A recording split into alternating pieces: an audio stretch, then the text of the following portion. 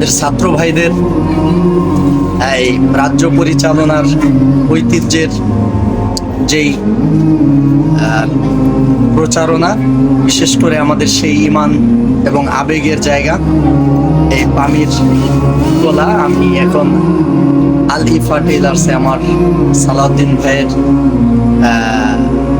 এখান থেকে সংগ্রহ করলাম এবং খাচ্ছি, আলহামদুলিল্লাহ ভালো লাগছে। আর জিহ্বার স্বাদের চাইতে ঈমানের স্বাদ হচ্ছে বেশি, সেই জন্য আমি ঈমানি স্বাদকে আস্বাদন করার জন্য, অনুধাবনের জন্যে আমি আমার ঈমানি আবেগ থেকে এই আমার আফগানের পামির কলা পান করছি।